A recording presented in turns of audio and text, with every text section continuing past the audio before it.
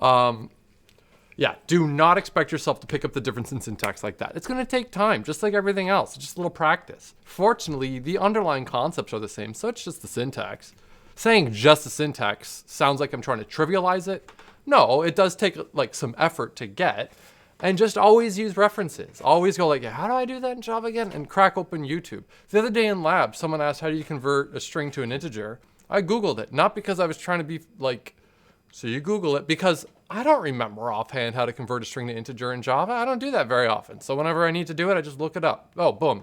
Integer.parseInt, I think it was, right? See, I don't even remember anymore. So that's the attitude you should have. Do not expect to memorize any of the syntax or anything, especially overnight. Sure, you'll get there, but it takes a little bit of time. So it's all about practice, practice, practice. All right. The content. Where we left off is we were talking about variables, right? And how like in Python, sure, you can create them and assign them, but in Java, we have to initialize them. I see a boop.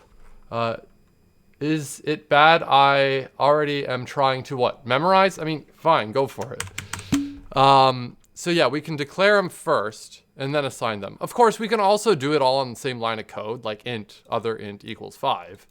Like this is fine to do. It's just the first time you go to use a variable, it has to, like, you have to specify its type. But when you go to reuse it, like down here, see like int a equals 5, now I've got int b equals a plus 7, and then suddenly I'm changing b. Yeah, I don't need to specify int anymore. I only needed to do it the first time. All right.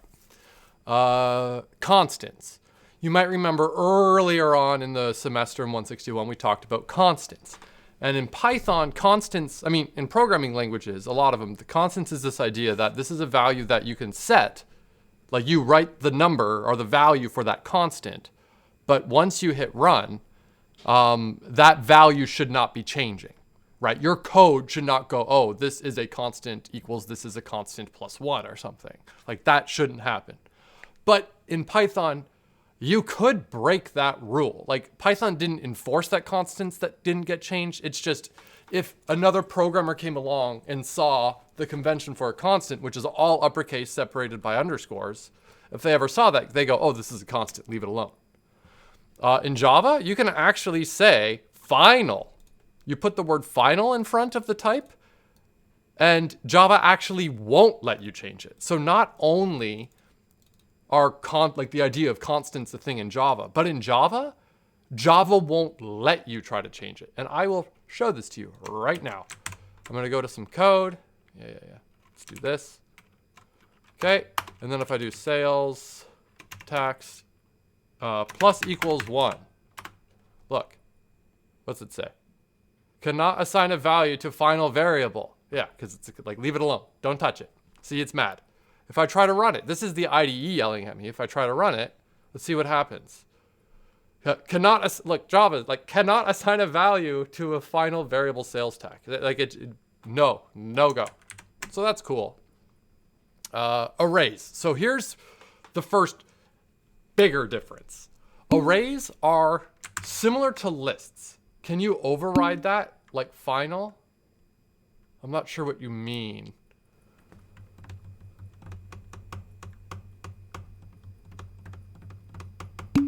I'll send an email later. I mean, okay. Can you change a final at all? No. I mean, you can change it in your code, but if you, like, I can go and say, okay, final equals, like, I can do this and it's fine. But once it's running, the code itself should not be making changes. Do you mean like if I can do something like this?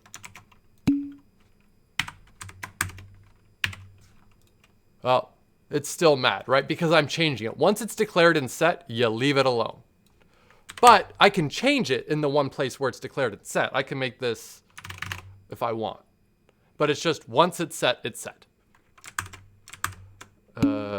Yeah, cool. All right, arrays. So Java does not come with lists like Python does. Or at least, like Java does have lists built in, but like with Python, lists, you didn't have to do anything special to get a list. It was just there. You just created a list. Java does not have that off, like from the get-go. but it does have arrays, which are very similar to lists. They store data in consecutive linear way. They have a fixed size, okay? Meaning you can't keep appending. You can't create a list of size with 5 things in it and then keep appending to the end. If you create a list of size 5 and append to the end, now it's size 6. With an array, if you create an array of size 5 and you try to add something to like that goes beyond the size of that array, no good. You can't do it. And with the arrays, they have very few built-in like functions methods to go with them. So in Python, look, I would write something like this if I wanted to make a list of 10, 11, 12, 13, a list equals that. Cool. Access the list at index 1. Well, I just say a list at 1. And if I hit run on this, of course, we would see the number 11 get printed out. And then I can modify the list at index 1 and then print it out again. Like a list at 1 is now 21 and then print it out. It should say 21. This code is A-OK in Python. Well, let's have a look at what it would look like in Java. Could you create an empty array that just keeps space for X amounts of things? Effectively, yes. And we're going to talk about that very soon. So it's like it had the array has a capacity and you can keep track of how many things are in it. So if you make an array with size like 1 billion and then go like, well, put something at the first index, second index. You can think of it as having a lot of space, but we'll get to that in a little bit. Like the way your brain's going, that's good. That you're thinking your head's on right track. Okay, Java. Well, here I'm making it'll have stuff in it, but it'll have default values. You guys are getting ahead of me here. Slow down. I appreciate your keenness to keep at it, but we're getting there. So here, I'm creating an array. This is creating an array that it's got a fixed size, and it's set. We're creating an integer array. So this is the type, and then when we put the square brackets by it, that says like, okay, it's an integer array. Similar to like when we saw string square brackets, args, right? It's now an array of integers. The name of that variable is an array, and I'm assigning it these values. Note that they're squiggly brackets, not squares, okay? And I've given it 10, 11, 12, 13. If I want to print out an array at index 1, I do the exact same thing. And index 1 will be 11. It's the same. See? A list at 1. An array at 1. The only thing difference here is the name of the variable and how I printed it out. Same way here. An array at index 1 it can be changed. And then I can print it out again. It'll be 21. That part's the same. But otherwise, like, other than just some very simple syntactical differences here, the way we just used them here are the same. I mean, we're aware that lists we can arbitrarily add to, but with arrays we can't. But we didn't need to worry about that in this particular case. So with the exception of the type of the syntax, let's look. They look the same. We have to specify the type for Java. It's an integer array. Note that ints is an int, and int that is an array of ints. There's a difference. And we use squiggly instead of squares. Do I always mean an array, or can you make a list with square brackets around the items? I thought it was written as an array equals new array since reference type. It depends on how you're doing it. If you want to make like -2, that's another way to create an array. The way I just did it here is to like hard code and just set the values right from the get-go. -2, hypno, and Bert, the always mean an array, or can you make a list with square brackets around the items? No, you would use the squares for the arrays. And Ernie, exactly. String, that means an array of strings. However, to be super picky, that S for your string needs to start with an uppercase letter. FYI. One difference is that Java arrays can't have mixed types. That's another big difference. Remember how in a list you could have like the integer 10, the float 11.1, and the string hello. In Java, if you create an integer array, that's all you get. Now, if you say, but what if I want multiple types in there? There's totally ways to do that. But that's later. We're talking about arrays. Arrays are very low level. Lists are actually fairly advanced data structures that can do a lot. And arrays, we can use arrays to make lists, But, right now when talking about arrays, we're doing a lot more of like opening the hood of what a list is and seeing how it actually works on the inside.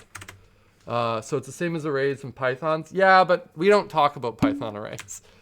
Public static void main string args are the case where you would want to change the string to ints or wait. We leave that the same. It's always going to come in as a string, but then we can parse those things differently. And Tyrion, pardon me, you do not need to, don't really think about the string args right now. That's not important for us right now. That's way later. We're getting ahead of ourselves. One huge difference is the array created above is always size 4. We can never add anything else to that array. We can't append like we could to a Python list. This means that we can't just start with an empty array and have it grow and grow and grow. We can't. So like this in Python, a list starts as an empty list, and then for I in range 1,000, append I. We can't do that in Java. We can't. Well, what I could do is this.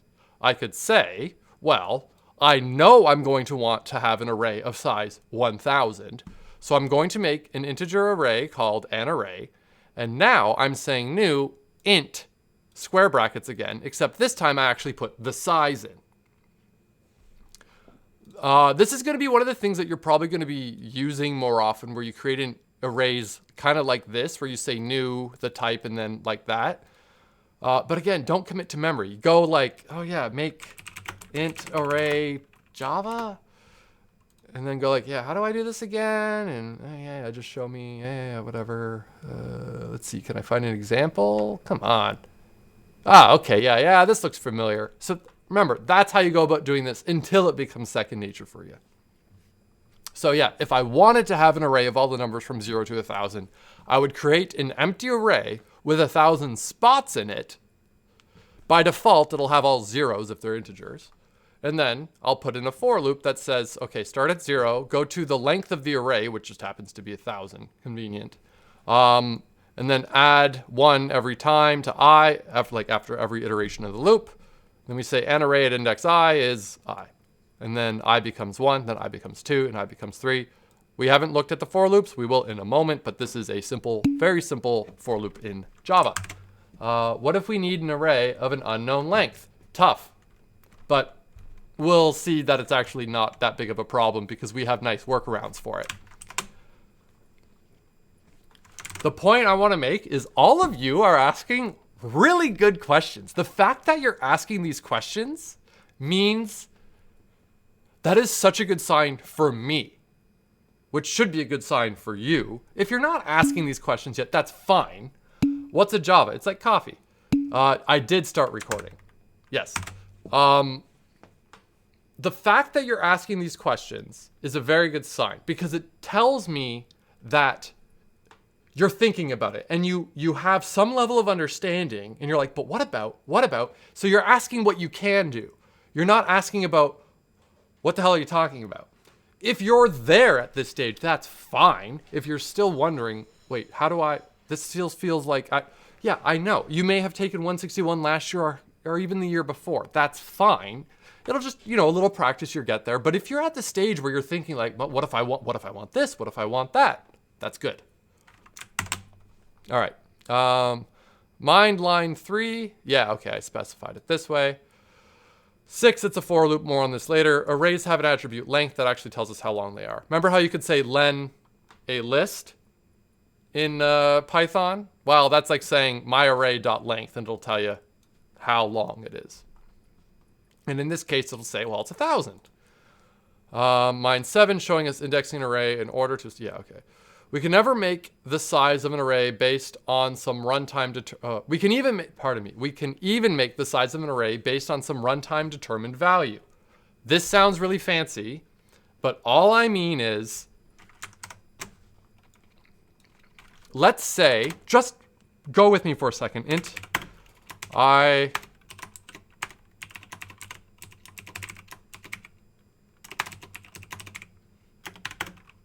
18. Okay, so pretend for a second, just pretend that I just read this value in, right? Like the computer said, give me a value. And I typed in 18 and hit enter. And I assigned that to the variable. I got this from standard in, okay? I can make an array that size. I can say, okay, I want an int array equals a new int array of size. I got this from standard in. And then I can do the array dot length, and I'm just going to print out the length of that array to demonstrate that it is in fact 18. Hey, it's 18. Now I can make it 1,888. 1,888. Great. So you can actually have this be changed at runtime. The reason I'm emphasizing, you might be looking at this going like, yeah, okay, yeah, no, duh. Well, actually, in certain other programming languages, it's not quite that simple. But in Java, it's nice. For example, in C++, it gets complicated because you would need to put that in the heap if you want it. It's a whole thing, and I don't want to get into it. One of the reasons I do not like using C++ to teach these concepts is you end up having to know so much C++ trivia to be able to make an array. So, yeah, okay, in Java, we cannot index our arrays backwards like we could in Python. You probably didn't do that in a lot, not Python, but if you remember, in Python, you could do something like my list, or my pist, at -1, which gives you the last element. Yeah, you can't do that with arrays in Java. All right, input, output. First and foremost, Java is not particularly, I mean, it's good at it, but you know, in Python, it's really easy to read input, right? You use this, input, and then that'll just store the value here and you print it out.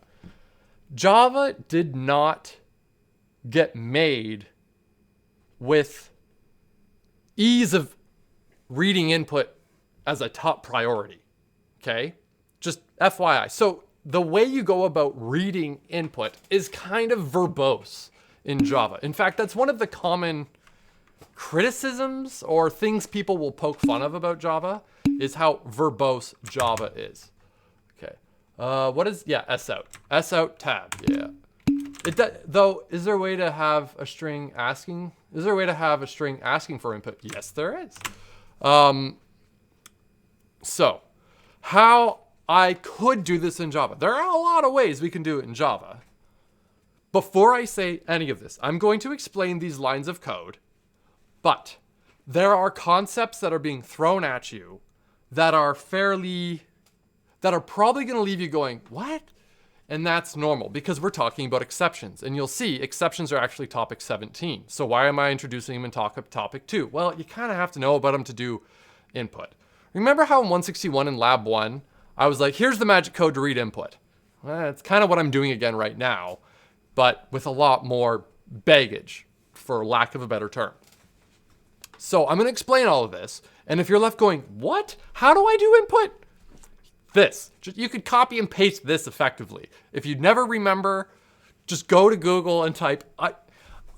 I will be the first person to tell you. If tomorrow morning I wake up and you get an email saying, how do I read the input again from Java? I'm going to go, oh man, I don't know. Java read standard in. How can I read standard in? And this is literally what I'm going to do. So that's how you should be thinking about it. This is not something I have ever had memorized. Never in my life have I ever memorized, here's how I do it, because I haven't. So don't worry. It's kind of like the magic code. Exactly. Only crazy people will memorize everything. And that's why all the good programmers are really crazy. What's the difference between that and scanner? It's just another way to do it. It's just another way to do it. I'm showing it to you this way because this way is also really similar how you can make it read from a file. But here we go. Is scanner good? Yeah, it is. Scanner's actually really easy for standard input. But I'm showing it to you this way. So here we go. First things first. Whenever we want to read information in, it's going to come in as a stream. This is just a word that it's used in a lot of programming languages. So it's not a Java word.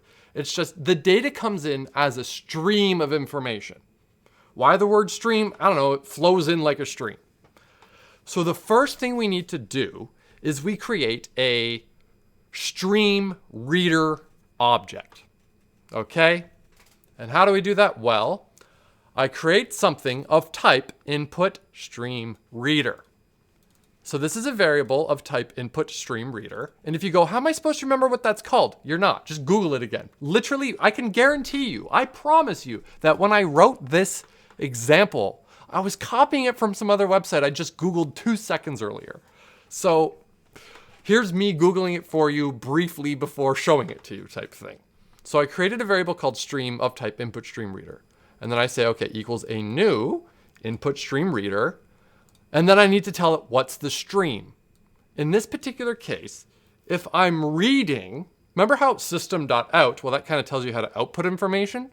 Guess what system.in is about? System.in can be like the standard input stream. That's like reading from your command line. Remember how like in Python, in input, how you then type in and hit enter? Same idea here. So I'll take this. I'm just gonna go do this. Oh, and if you copy this in, by default, you don't have this. So instead, I have to say import java.io.inputStreamReader. And the cool thing is, if I don't do it, IntelliJ, look, it'll be like, cannot resolve this. And then if I hit Alt-Enter on top of it, by the way, I don't need to do Alt-Enter. I think I can like right-click. How do I do this again?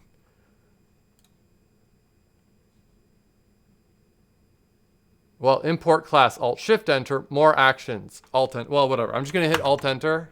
Okay, import class. There, hey. So it's import. That's like include in Python.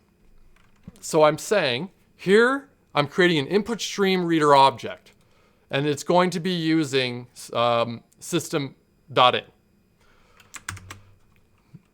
Great. A stream, though, is just a giant stream of information that can or could be thrown at your computer. And, whoa, it does it for you? It does. If you hit Alt-Enter on top of it. IntelliJ is amazing. Cheat code. It basically is cheat codes. I'm learning IntelliJ cheat codes every day. Davin told me the one the other day about, what was it? If you type in main and hit tab, it just completes everything. It's amazing. So the stream is just the computer is being bombarded with a stream of information, which is kind of hard to deal with. So we can create another object that we give the stream to that is really well designed for reading in like nice text data. And it's happened to be called, the object type is called buffered reader. And I'm calling it reader. So with this reader, the buffered reader, is really good at listening to the stream and helping you parse it in a nice, easy way. I'm hearing a lot of boops. Okay, cheat codes. It is computer scientist. I don't know what that means. I'm not laughing. All right, so great. Now for probably the most annoying part for you. Okay, actually here, I'm gonna try, okay, string the line equals reader dot read line. Great. And then simply I'm gonna do s out the line, right? So if you're looking at this code and you've never coded in Java before, this part here, you're probably going, what the heck? But at the very least, you'd be like, okay, I'm just reading. And then if you see a variable called reader.readLine, you're probably gonna think, oh, okay, it's gonna read some line and store the result in the line, and then I'm immediately printing it out. That's probably where your brain is right now. And you try to run this, you're gonna have a bit of a problem because it's gonna say, unreported exception, java.io.io exception must be caught or declared to be thrown. And you're now gonna say, what the hell was that? And you're right. And if I even hover over here, it's gonna say unhandled exception. You're missing, there's something bad could happen, you need to deal with it. Okay, we did talk about exceptions, but it was very brief But we did talk about exceptions in 161. But again, it was brief. Exceptions are a way to pass information around your program related to things being exceptional, peculiar. I'm hearing boops. I just spent 10 minutes trying to find a way to make an int into a binary thing and Googled it and reminded me of Booleans. Yeah, there you go. So we can go to this file on my computer. We did this in lab the other day. I am looking at the bufferedreader.java class. Okay, that's this object type. It's defined in a class. This code is on my computer. The code for this class is on my computer. You can get it yourself. So this was written in 1996, okay? So it's 1996. I'm a programmer in 1996 writing the code, and I go, you know what's funny? Is when someone's trying to read from like this buffered reader, peculiar things might happen. Things might go wrong. Chances are everything will be fine, but something might go wrong. But you know what? It's 1996, and there's going to be students at St. FX taking 162 in January 2022 that are going to be using this read line, and chances are everything's going to work swimmingly. But if something funny happens, they'll have to deal with it because it's 1996. I don't know what you're going to want to do if something funny happens. I don't know what you're going to want to do in 1996. You know what you want to do in 2022. So what I do in my code when I wrote the method readLine, if everything works fine, it's going to work fine. But if it just so happens that something exceptional happens, something goes weird, I will throw an exception. The code that I wrote will throw an exception. And in fact, I can show you an example of some code. Throw. Look. Ensure open. Look. And it says, look. So here's a function called, or a method called ensure open. If the input is nothing, then it'll throw an exception saying like the stream is closed. Okay, so something funny, right? So if you're ensuring it's open and you get an exception, something's not right. Right? I'm hearing boops. Okay. What might go wrong? Yeah, a lot of things could go wrong. Like a really simple, like here's an example. You wrote a method that's like, okay, this thing should be open. So I'm just gonna use the method saying ensure open, and I know it's gonna be just fine. But it might. What if for some reason that file is not opened? What if for whatever reason that stream something goes weird? Right? What if you try to open a file that doesn't exist? There's a lot of things that could go wrong. Anything that could is what? Yeah. What? So, all right. So in 1996, I don't know what you're going to want to do. So what I'm going to do is I'm going to throw an exception. And this method throws an exception.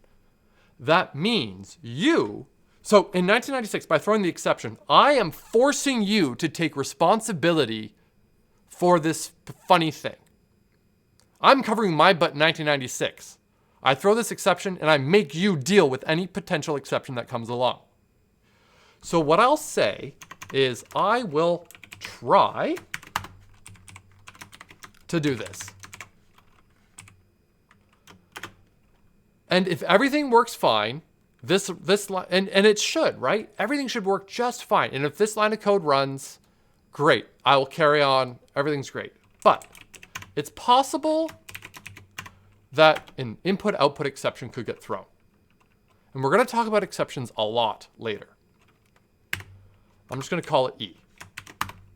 And then in this chunk of code here, in the catch, where I'm catching the exception, if something funny happened, I now, in 2022, need to write the code to say, what am I going to do if something funny happened? If that exceptional scenario happened? Do I want my program to immediately crash?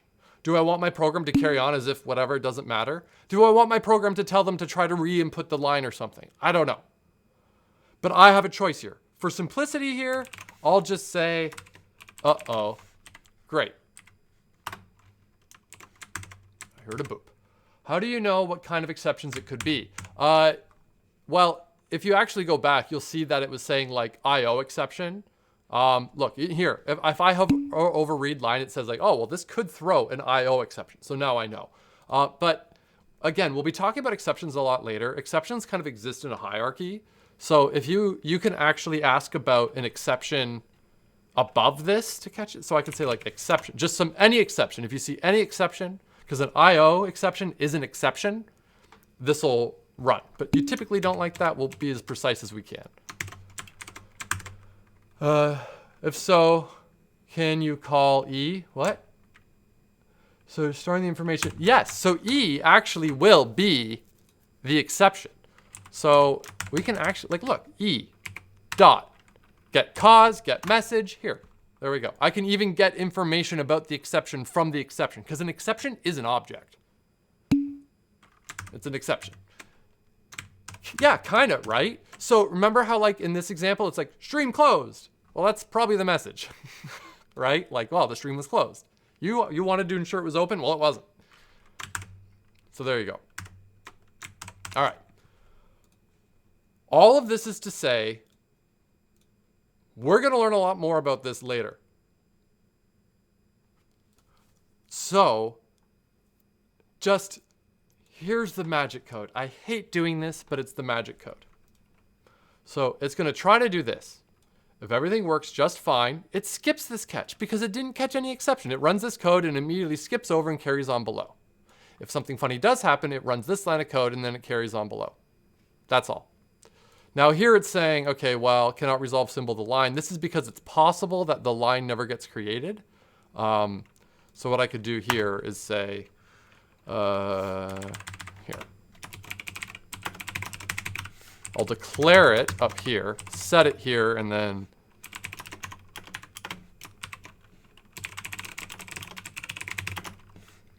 there. There. So now it'll work. So, great. I'm going to hit run. Run. Now it's waiting for me to put input. This is a test. There. I inputted it. It immediately printed it back out. Great. IO. Note that there's some imports at the top, but you saw that IntelliJ was actually intelligent enough to do it for us, which was nice. Yeah. This is just me explaining everything there. Yeah. There's an easier way around this, which is kind of like the lazy way, which isn't really an accurate way to describe it, but an easy way is to say like, well, if something bad happens, I'm not going to deal with it here. Someone else is going to deal with it. So you can just throw the throws IO exception up in the name of your method, like after the, like there. And then you wouldn't need the try catch. Either's fine. Great. Any questions about that IO stuff? And I'm going to warn you that of everything that we're going to talk about today, this is going to be the most annoying, scratching your head. What? Stuff that you're going to see. I promise you. And it's going to be annoying. It annoys me to this day because I just find it clunky, but it is what it is. Other languages make IO like this a lot easier than Java does. Still not too bad, as you can see, but definitely more annoying than input. Okay, if you have a question, throw it in the chat. Oh, okay. If you need multiple try catches in your code, will throw do it all? I think I know what you mean, but you're asking a really interesting question, and we'll cover all this in topic 17. You're asking a great question that we'll answer later. But there are a lot of ways where, like, what if you wrote a line of code that might throw multiple different possible kinds of exceptions? So you can actually have a try followed by a series of catches. And it's like, depending on which exception was thrown, you can say how you deal with it. Anyways. Okay, functions. Here is a function in Python. Look familiar? Def, name of the function, followed by whatever the parameters you want is. You need that colon, indent, whatever you want, there. And this function returns a value, okay? I call it, I can print the result, great. Here, I wrote a function in, or, well, I wrote a class method here. I'm using, we call it a function for our purposes. I wrote a function here called sum function. I'm giving it two parameters, A and B, but because remember with any variable in Java, we need to specify the type. So I say int A, int B, because this function is going to get integers. Pardon me.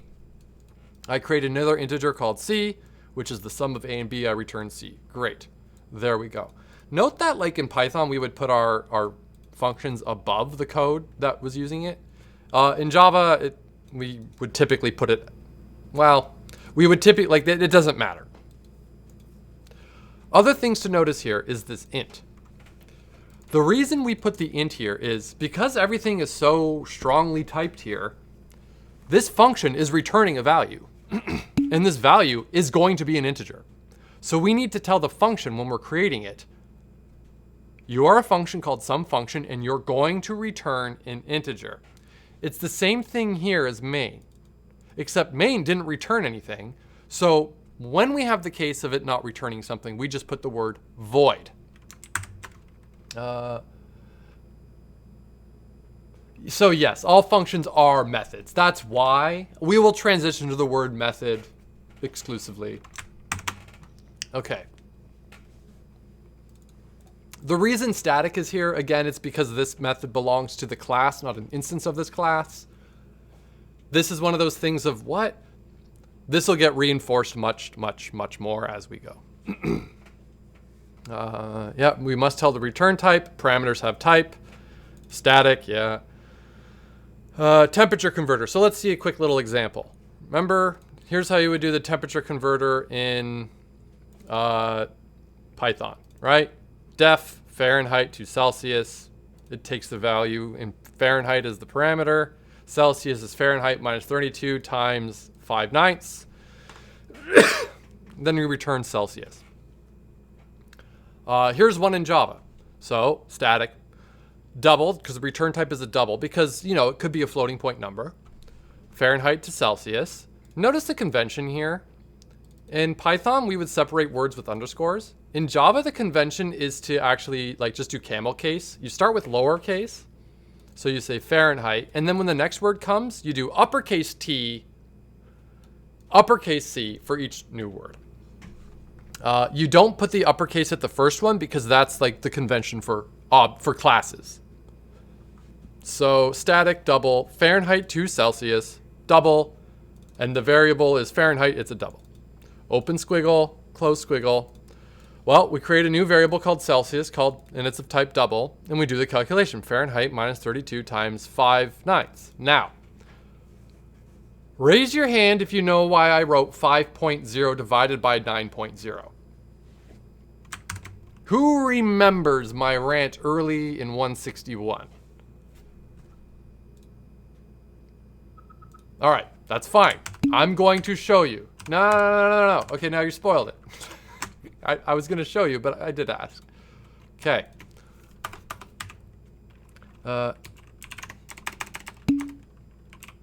S out. What is 5/9? Is 5/9 really 0? Does that seem right to you?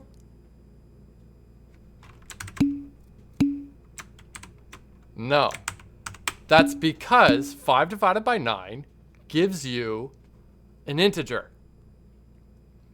And 5/9, whenever you get a double, whenever you get a value that's a floating point number, has a decimal, if it's interpreting it as an integer, you end up ignoring all of the things after the decimal point. It's called truncating. It does not round.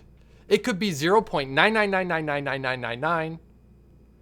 And you would end up with, yeah, it could be 0.9999999. The answer is 0. So a way to fix this is to just make at least one of them a double by adding the decimal. So now it's going to go, oh yeah, it's 0.55555, and so on. We could do both, but if you make at least one a double, Java's smart enough to go, oh, they want, okay, we'll expand it to it knows it should be a double. 0. It's around, yeah.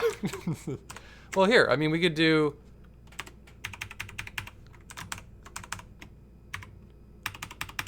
there. What is this? Well, let's call it about 0, right? Which is, of course, ridiculous because really it's 0.999 and so on. So it's called truncating. It does not round. Yeah, it's about 0, exactly. All right. Yeah. Functionality. Okay. By the way, this functionality, Python is the weird one. Python is the odd person out in this scenario among other programming languages. This is far more typical. In fact, in Python 2 would have treated this as an integer. But in Python 3, they came along and they're like, nah, make it it'll automatically turn it into a double, which was a huge problem. Angered a lot of people. People are still mad about it. I am. But whatever. I want to emphasize that the takeaway of what we're looking at so far is the similarity and the differences. Obviously, there's differences. But at the end of the day, okay, you define it, the parameters, and then the contents. You define it, the parameters, the contents. Comments, you can do double slash in Java or slash star to have multi-line. And then a lot of times we'll do function headers, or method, like a comment that describes the function in detail or the method in detail. And that usually is slash star star, and it'll look like this. And in fact, if I go here and say slash star star, enter, look, it's already kind of auto completing some of the fill in for me. Booleans, yeah, they exist in Java. The only big difference is in Python, they start with uppercase. In Java, they start with lowercase. That's it. Here's an if else in Python. If some bool, it was true, it was false. Here it is in Java. The difference is we need the parentheses around the thing, and instead of colons, we use the squiggles. That's it. It's the same with like little differences. Boolean operators, they still exist. Less than, equals, not equals. In Python, when you would do and, you would type and. In Java, you do like ampersand, ampersand. Or is like pipe, pipe. That's like the button above enter on your computer. Loops. Here's a while loop in Python. C equals 0 while C is less than 10. Print C is now whatever it is, and then increment C. This will run while C is always less than 10. Is there exclusive OR? Java XOR. Show me an example.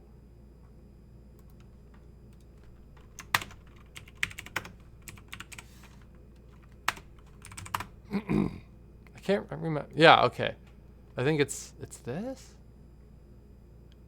It's exclusive OR. Yeah, okay, that's what I thought it was. It's like the little up thing, like on the 6 on your keyboard. Yeah. Here's a while loop in Java. Create the counter variable C. Have to say the type, it's an integer. While C is less than 10. Okay, big difference here is we need the parentheses. And instead of colon, we have the squiggle. Otherwise, it's the same. Now, one difference here is here we did C plus equals 1, which you probably remember is the same as C equals C plus 1. If I wrote C plus equals 2, that would be C equals C plus 2. That syntax still works in Java, but there's another syntax too that's just always just plus 1. So you would just type C plus plus, and it just adds 1 to C. If you want to make it add 2, you would say C plus equals 2, just like Python. But in C, there's also this one. Guess what minus minus would do? I tried to get var plus plus so many times I had to get my computer auto change to it. Yeah, and Davin, you're right. Minus minus is the variable equals the variable minus 1. Here's a while loop in Python that's not using like a counter. It's just like some Boolean. While not stop, whatever, and if C is 5, just set it. Great. Here's the same thing in Java. It's not critical that we really spend all the time going into these in full detail. They're there for you for reference. For each loop, this is how you would do it in Python. If I have a list that's like A, B, C, D, and then said for C in a list, print out C, it would print out A, B, C, D. It auto changes into a string if you do plus No idea why. Probably because it assumes you're concatenating. Like concatenating a string. Java, for each loop, it looks like this.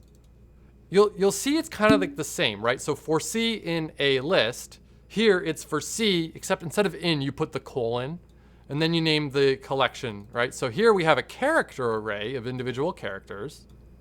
Notice that the characters are different than strings.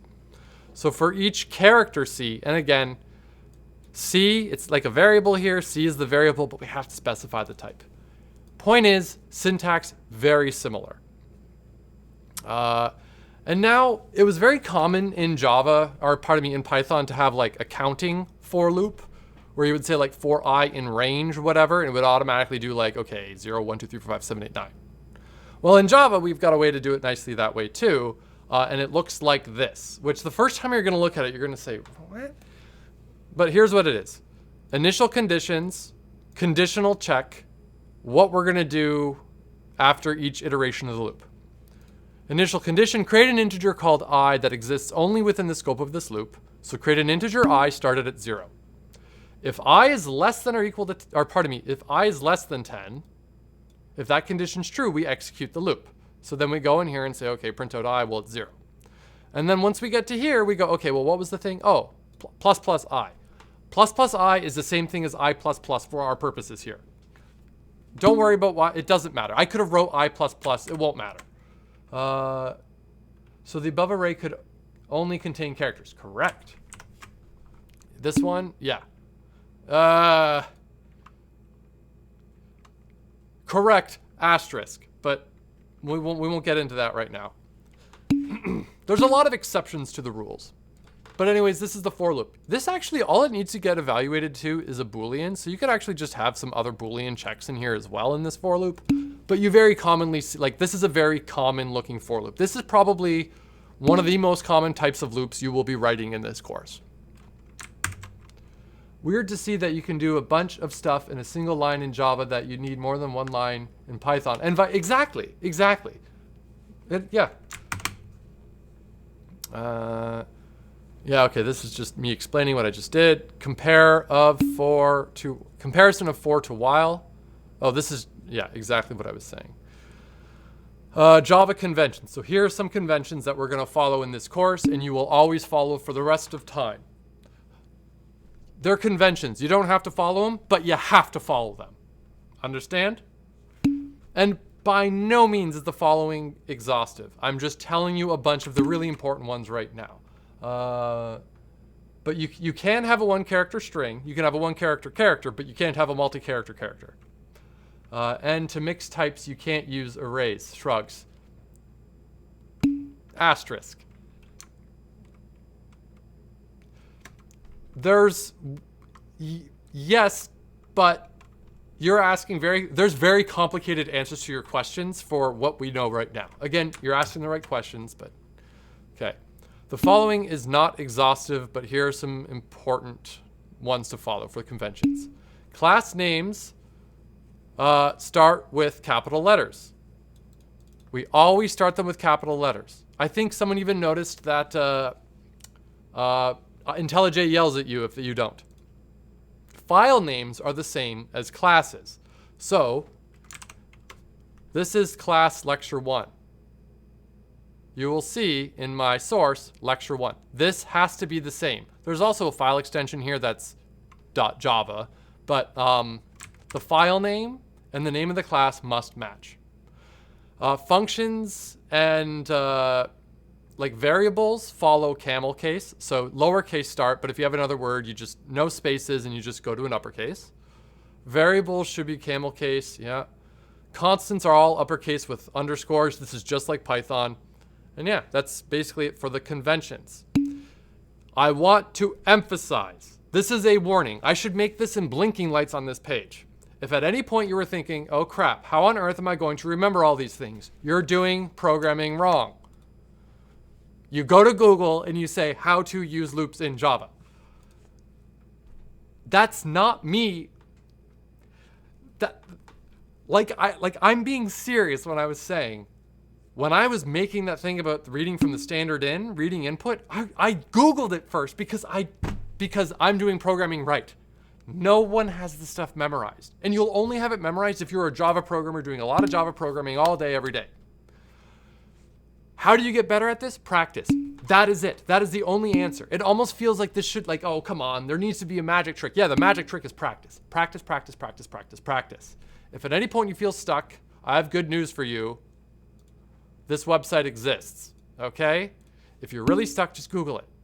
Check out other Java code conventions. There's a lot. You can, if you really want to read all this, you're crazy.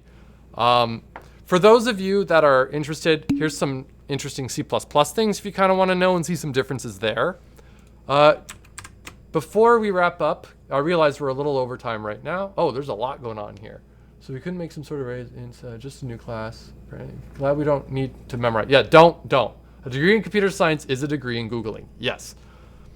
Do me a quick favor. Raise your hand if you are in and will be continuing in the engineering program. 1, 2, 3, 4. TT. What do you mean? Question mark, question mark. I don't understand what that means. So I see, no, and leave your hand up because I just want to see 4. It looks like 4 people are in, 5 people are in the engineering program. Okay. 1, 2, 3, 4, 5, 6, 7. Okay. Now I don't even know what's going on because people keep undoing their hands and people keep putting them up later. For those of you that are in engineering, oh, I'm just lagging. I'm just lagging. Okay, everyone's lagging. The engineering program, when you go to DAL, if you take more computer science courses, they will be using C++. If you know Java, you know C++. If you take this course and you do it right, and you want to keep taking programming courses when you go to DAL, and you'll have to know C++. It'll take you an afternoon. That's why I've also included some of these asides as we go to kind of show you like, okay, if you really want to see some of this, you can check this out. You can check this out. But picking up the syntax, it's very similar. In fact, Java is closer to C++ than Python is to C++, but whatever. So just as a heads up, if you plan on continuing taking programming courses when you get to DAL, just be aware it'll be in C++. If you are a good computer scientist, the language does not matter. So just be good at it. I presume if you finish this course, you did well enough and care enough that if you are taking more courses, you will be more than capable of doing it. If you just get by this course, maybe don't keep taking more programming courses. Hopefully that makes sense. Anyways, we are way over time, so we'll wrap it up.